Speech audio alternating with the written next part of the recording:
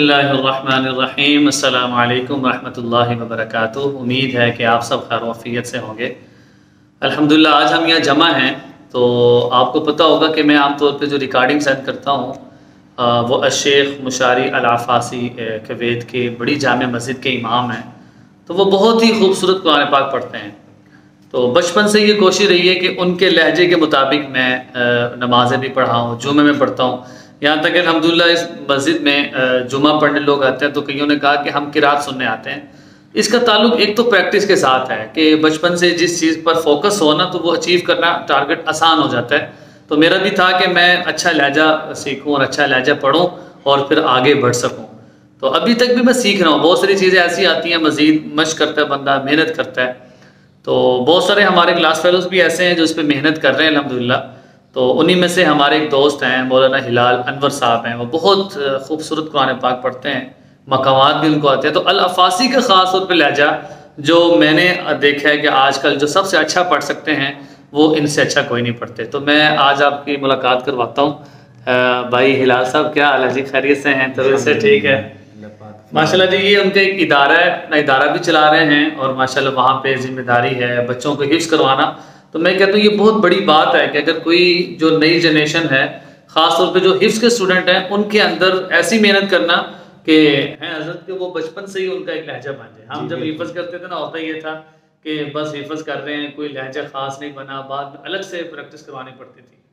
تو کیوں نہ ایسے ہو کہ جو چھوٹے حفظ کے بچے ہیں ان کو ساتھ ساتھ ہی پریکٹس کروائی جائے۔ تو آپ ذرا بتائیں کہ آپ وہاں پہ جو بچوں کو حفظ بھی کروا رہے ہیں تو کیا آپ نے تبدیلی نظر آئی کہ بچے اس کو پک کر پاتے ہیں؟ دوسرا، بہت سے لوگ سوال کرتے ہیں کہ بچے کے حفظ کی صحیح عمر کون سی ہے کہ اس میں اس کو ایک تو لہجہ بھی وہ پک کر لے، حفظ بھی اچھا ہو جائے۔ تو پہلے 1-2 منٹ کی آپ بتائیں اپنا تعارف اور وہاں ادارے کا، پھر انشاءاللہ آپ سے تلاوت بھی سنیں گے جی انشاءاللہ۔ تو بتائیے کہ ذرا آپ اپنا۔ بسم اللہ الرحمن الرحیم۔ سب سے پہلے میں شکریہ ادا کروں گا حضرت مولانا عامر صاحب کا کہ آج انہوں نے یہ موقع پیدا کیا اور ان کے ساتھ بیٹھنے کا ہمیں سعادت اور حاصل ہوئی۔ اللہ پاک ان کو جزائے خیر دے۔ جہاں تک تعلق ہے قرآن پاک کو صحیح انداز میں اور لہجات کے ساتھ سکھانے کا، تو اس میں بنیادی طور پر یہ چیز بڑی اہمیت کے حامل ہے کہ طلباء کو، اسٹوڈنٹس کو پڑھانے والا استاذ جو ہے اس کا اپنا شوق اور اس کا اپنا ذوق اور اس کا قرآن پاک کا جو پڑھنے کا اپنا جو سٹائل ہے وہ کس قدر اچھا ہے، وہ کس قدر استاد جو پڑھا رہا ہے، ہاں کس قدر معیاری ہے۔ اصل میں جو یہ چیز لہجے کے اعتبار سے جو ہے وہ طلباء میں، اسٹوڈنٹس میں پیدا ہوتی ہے استاذ کی اپنی وجہ سے۔ جسے کہتے ہیں نا کہ استاذ جو ہے وہ طلباء میں بولتا ہے، اسٹوڈنٹس میں بولتا ہے، تو اس کی بنیادی وجہ یہی ہوتی ہے استاذ خود سے اتنا بنا ہوتا ہے کہ وہ اس چیز پر اپنے بچوں کو وہ لے آتا ہے۔ تو آج جس چیز کی ضرورت ہے کہ ہم قرآن پاک کو بہترین سے بہترین انداز میں اور جو مشاہیر ہیں، بڑے قراء ہیں، ان کے انداز میں ان کو پڑھنا سکھائیں، تو اس کے لیے سب سے اہم چیز تو وہ مشق ہے۔ یعنی جب تک ہم اس بنیاد سے نہیں گزریں گے تو اس کے علاوہ ہٹ کے جتنی کوششیں کی جائیں وہ کارگر نہیں ہے۔ جی حضرت، ایک معذرت کی بات کاٹ رہا ہوں، ہم جب بچپن میں تھے حفظ کرتے تھے نا، تو مجھے یاد ہے جب ہم سو کر اٹھتے تھے تو قاری صاحب کیسٹ میں نا العفاسی کی تلاوت لگا دیتے تھے۔ تو اس سے یہ پتہ چلا کہ بچہ سب سے پہلے لسننگ سیکھتا ہے، یعنی بچہ جو سب سے پہلے چیز سیکھتا ہے وہ کیا ہوتا ہے؟ سننا۔ اس کے بعد وہ پھر اشارے کرتا ہے، پھر وہ بولتا ہے۔ تو آج میرا خیال ہے یہ بھی ایک کمی ہے کہ ہم قرآن پاک کو سنتے نہیں ہیں۔ سننے سے دیکھیں نا، آپ اگر کہتے ہیں نا آج آپ کا لہجہ اچھا ہے، یہ میں کہتا ہوں کہ میں کچھ بہتر پڑھتا ہوں، تو میں یہ کہتا ہوں کہ اس میں جو رول ہے وہ میرے سننے کا زیادہ ہے۔ یہ آپ نے بڑے اہم چیز کی طرف اشارہ کیا کہ سب سے بنیادی چیز ہے ہی لسننگ، کہ لسننگ سے آدمی کا ذوق بنتا ہے، پیدا ہوتا ہے، پھر اس سے آگے پڑھنے کا عمل دوسرا شروع ہوتا ہے۔ میں آپ کو بتاؤں کہ الحمدللہ یہ شیخ العفاسی والا جو لہجہ ہے مجھے اب سنتے ہوئے 17-18 سال ہو گئے ہیں۔ تو سب سے پہلے میں نے اس لہجے کو صرف سننا شروع کیا، بولنا نہیں، پڑھنا نہیں، پریکٹس کرنا نہیں، صرف سنا۔ کوئی 1-1.5 سال اس کو میں نے سنا، پھر اس کے بعد میں نے اس کو اپنی آواز میں پڑھنا شروع کیا۔ تو پڑھنے کی یہ کیفیت ہوتی تھی کہ جب ہم پڑھتے تھے تو اس وقت بالکل چیخیں نکلتی تھیں، عجیب عجیب آوازیں نکلتی تھیں۔ شروع میں اس طرح ہوتا ہے کہ آپ ٹرائی کرتے ہیں ظاہر ہے، تو پھر غلط غلط بھی پڑھتے ہیں۔ جی جی، تو لہجہ سیکھنے کا جو عمل ہے نا وہ بنیاد وہ لسننگ سے ہے، اس کو ہم وہاں سے شروع کریں، اور جب ہمارا اس سے شعوری طور پر یا ایک مزاج ملنا شروع ہو جائے کہ ان کی آواز ہم کر سکتے ہیں، تو پھر اس سے اگلا ہم سٹیپ شروع کریں کہ اس کو پڑھنا شروع کریں۔ یہ نوٹ کر لیں، جتنے مدارسوں میں میرے جو طلباء ہیں اور خاص طور پہ جو ویوز ہیں جو سنتے ہیں ویڈیو، ان کے لیے ایک پیغام تو اس میں یہ ہو گیا کہ تلاوت کو آپ سنیں۔ ہم کیا کرتے ہیں کہ ہماری کوشش ہوتی ہے کہ ہم سنیں نہ، بس پڑھنا ہمیں آ جائے، تو یاد رکھیے اس کے لیے ٹائم نکالنا پڑے گا، اور سننے کے لیے جس طرح مائیں ہیں وہ گھروں میں کیا کریں، کیسٹ اونچی آواز سے لگا دیں، جو چھوٹے بچے ہیں وہ اس کی تلاوت سنتے رہیں۔ پہلے بھی اس طرح ہوتا تھا۔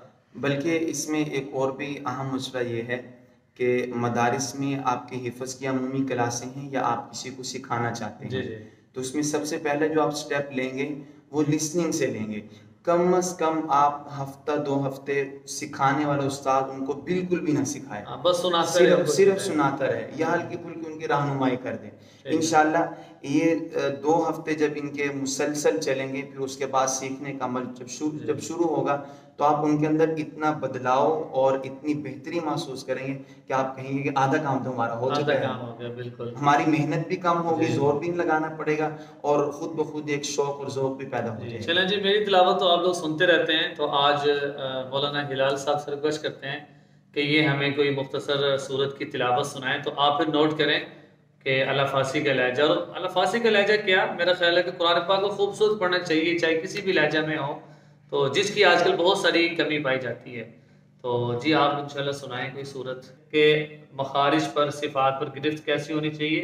ہم یہ غلطی کرتے ہیں لحاظ صاحب کہ ہم لہجے کے چکر میں بسا اوقات میں تجوید بھی غلط کر دیتے ہیں۔ جی دونوں چیزوں کو سامنے رکھنا چاہیے۔ ہاں، یہ میں یہاں تلاوت سے پہلے ایک بات کی نشاندہی کر دوں کہ آج کل ایک آوازوں کو سیکھنے اور اس کے پیچھے پڑھنے کا نا ایک شوق تو بہت زیادہ، شوق اچھا ہے لیکن اس کے پیچھے ساری آواز ہی نہیں ہوتی، بلکہ اس سے پہلے تجوید ہے، اور اچھی آواز کا سیکھنا یا ہونا یہ ایک امر زائد ہے، یعنی ایک اضافی چیز ہے، لیکن اس سے پہلے تجوید ہے اور صفات ہے۔ اگر آپ کی وہی نہیں ٹھیک ہے اور آواز آپ بنانے میں لگے رہے تو ظاہر بات ہے کہ یہ ہم بجائے ثواب کے ایک دوسری طرف جا رہے ہیں۔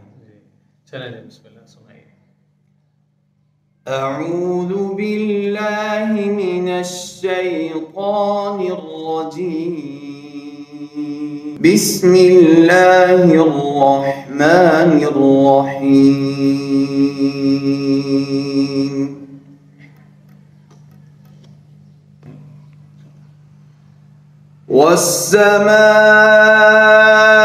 والسماء بنيناها بأيد وإنا لموسعون، والأرض فرشناها فنعم الماهدون، ومن كل شيء خلقنا زوجين لعلكم تذكرون، ففروا إلى الله إني لكم منه نذير مبين، ولا تجعلوا مع الله إلها آخر إني لكم منه نذير مبين، كذلك ما أتى الذين من قبلهم من رسول إلا قالوا ساحر أو مجنون،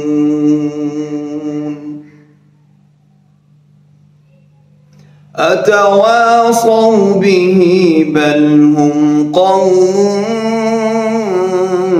طاغون، فتول عنهم فما أنت بملوم وذكر فإن الذكرى تنفع المؤمنين وما خلقت الجن والإنس إلا ليعبدون ما أريد منهم من رزق وما أريد أن يطعمون إن الله هو الرزاق ذو القوة المتين فإن للذين ظلموا ذنوبا مثل ذنوب أصحابهم فلا يستعجلون فويل للذين كفروا من يومهم الذي يوعدون। जी माशाल्लाह माशाल्लाह जज़ाकल्लाह माशाल्लाह, बहुत अच्छा पढ़ा है। तो गालिबन सूरत तूर की आयत थी, सूरत ज़ारियात का दूसरा रुकू था। तो देखिए जी, आपने तिलावत सुनी है, तो ये ज़ौक़ और शौक़ की बात है। तो अल्लाह करे हर बच्चे में, हर स्टूडेंट में, जितने हमारे से पढ़ते हैं, जिनका हल्का अहबाब है, तो सब इस बात की नीयत करें कि हमने कुरान पाक को खूब मेहनत से पढ़ना है और एक लहजा बनाना है। आजकल हुफ़ाज़ भी बन जाते हैं लेकिन उनका वो लहजा नहीं बन पाता, जिसकी वजह से वो एहसास कमतरी का शिकार होते हैं, किसी महफिल में तिलावत नहीं कर सकते। अगर कोई नमाज के लिए आगे कर दे तो उनको परेशानी हो जाती है नमाज किस लहजे में पढ़ाना है। तो ये एक अल-फासी का अच्छा लहजा, यूनिक है। देखिए अब्दुर्रहमान सुदेस को, शुरेम को लोग सुनते हैं और बहुत आम लहजा हो गया। तो अल-फासी का लहजा एक यूनिक है। तो इस लहजे में आप सब नियत करें और कुरान पाक अल्लाह करे हम सब का बेहतरीन हो जाए। तो हम सब नियत करें, कुरान पाक सुने ज़्यादा से ज़्यादा इंशाल्लाह। ठीक है जी, आज के लिए इतने काफ़ी है। आप लोग अपने दुआओं में याद रखिएगा। अस्सलामु अलैकुम व रहमतुल्लाहि व बरकातुहू।